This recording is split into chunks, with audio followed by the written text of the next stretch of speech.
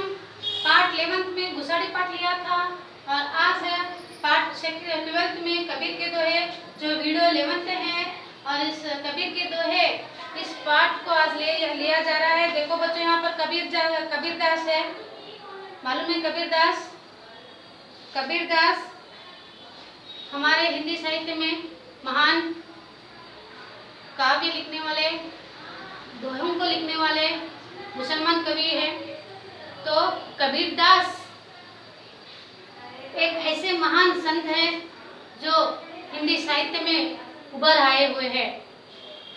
उनका नाम इतना प्रसिद्ध हो गया है कि हिंदी में आज कबीरदास, तुलसीदास, सूरदास, मीराबाई, ये सब हमें भक्ति काल में इनका दर्शन होता है।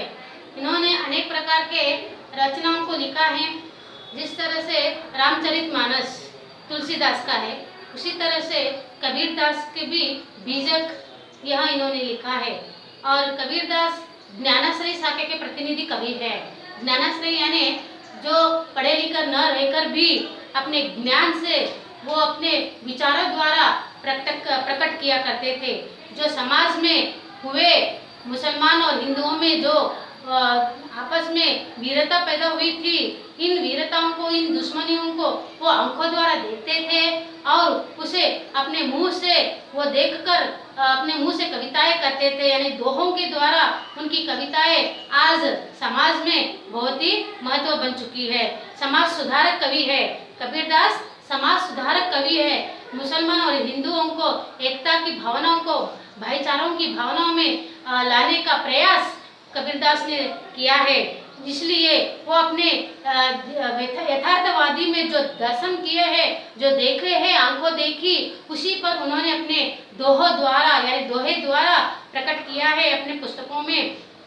तो ज्ञानाश्रयी शाखा यानी ज्ञान से वो जो भी अपने मुंह द्वारा बोलते थे, उनके शिष्य उसे लिखकर इस तरह से आज समाज में इनके दोहे प्रसिद्ध हुए हैं। तो तुलसीदास प्रेमाश्रयी शाखा के प्रतिनिधि कवि है। बच्चों, तुलसीदास प्रेमाश्रयी यानी इसका मतलब क्या है? जो भक्ति भगवान पर दिखाते थे और वो है भगवान राम। तो राम पर अनन्य भक्ति थे, इसलिए भक्ति करते थे और जो भी दूसरे भगवान को देखते थे उन्हें राम ही नजर आता था। तो इस तरह से तुलसीदास का प्रमुख महाकाव्य है रामचरितमानस, जो पूरे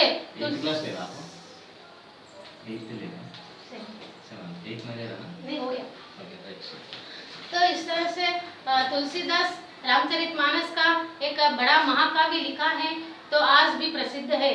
तो तुलसीदास प्रेमाश्रयी शाखा के प्रतिनिधि कवि है और तो कबीरदास ज्ञानाश्रयी शाखा के प्रतिनिधि कवि कहलाते हैं। तो पढ़ने वाले हैं तुलसीदास और अपढ़ के कवि है कबीरदास।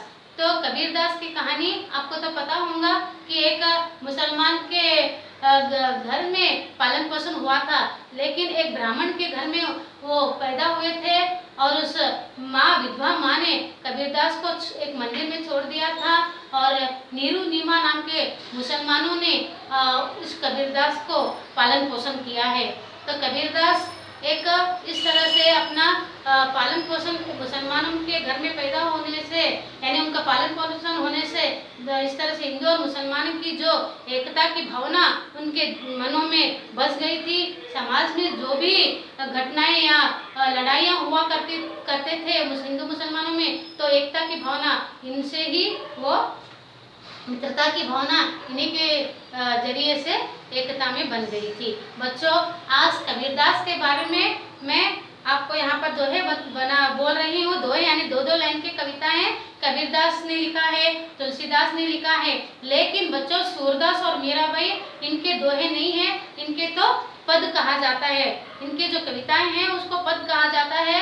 लेकिन कबीरदास, तुलसीदास, रहीमदास, वृंददास, बिहारीदास, इन लोगों को हम दोहे यानी दो लाइन के कविताएं कह सकते हैं।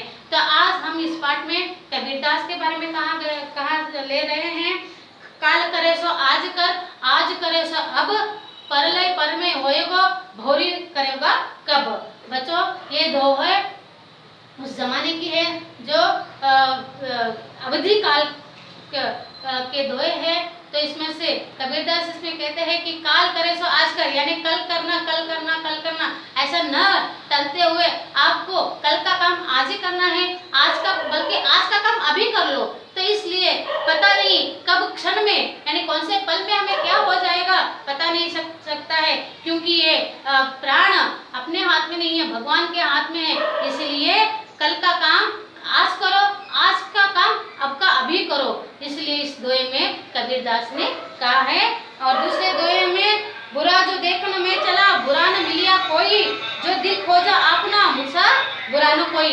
बच्चों यहाँ पे कबीरदास कहते हैं जो आदमी दूसरों की बुराई देखने के लिए जाता है, वो दूसरों पर चोरी चोरी बोलकर कहलाता है, दूसरों के ऊपर बुरे का उंगली उठाता है, लेकिन वो यह नहीं समझता है कि खुद कितना बुरा है, खुद कितना झूठा है, खुद क्या कभी जिंदगी में झूठा नहीं बोला, झूठ का काम नहीं बोला, चोरी नहीं किया। बचपन में तो सब लोग चोरी करते हैं, घर में छोटे मोटे चोरी करते हैं, लेकिन इस तरह से कभी भी दूसरों के ऊपर बुराई का उंगली मत उठाइए। दूसरों के ऊपर बुराई का उंगली उठाने से पहले अपने आप के ऊपर उंगली उठा लीजिए कि आप क्या इतने कभी इस तरह से व्यवहार नहीं किया। तो इस दोहे में हमें कबीरदास जी ने बताया है।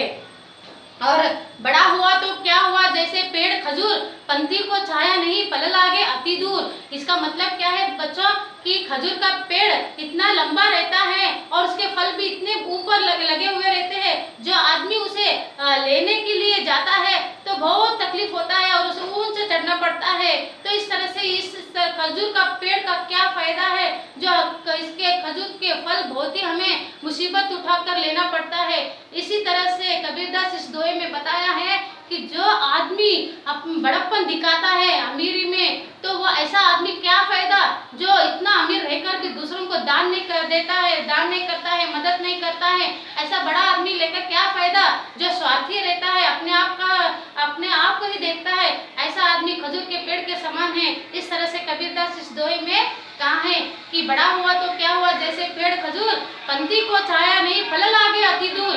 पंथी यानी मुसाफिर यात्री लोग जब आना जाना करते हैं यहाँ से वहाँ, तब वो लोग थक जाते हैं, थक के क्या करते हैं, पेड़ की छाया मिलता है, इस उम्मीद से वो पेड़ के नीचे बैठना चाहते हैं। लेकिन खजूर का पेड़ इतना लंबा रहता है कि उसके पत्तों की छाया तक मुसाफिरों को, थकने वाले लोगों को नहीं मिलती है। तो क्या फायदा, इसका फल तोड़ने के लिए भी मुसीबत उठाना पड़ता है, लोगों के छाया तक नहीं देती है। तो इस तरह से कबीरदास इस दोहे में कहा है।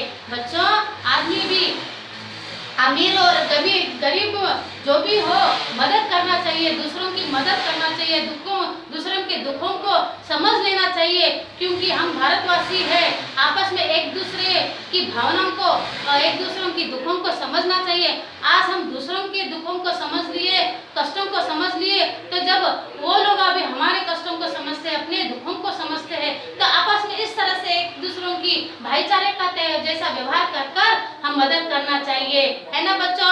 इस तरह से खजूर पेड़ की तरह रहकर एक दूसरों की मदद नहीं करे तो कैसा, मुसाफिर को छाया देने वाला ही महान पेड़ कहलाता है। बच्चों इतना पेड़ एक दूसरों की मदद करता है ना, दूसरों के लोगों को मदद करता है, क्या करता है, छाया देती है। कुछ पेड़ ऐसे होते हैं जो उसके पत्ते दवा के काम में आता है, उसकी सूखी लकड़ियां काम में आता है। आपको मालूम है सूखी लकड़ियों से कितनी चीजें बनती है।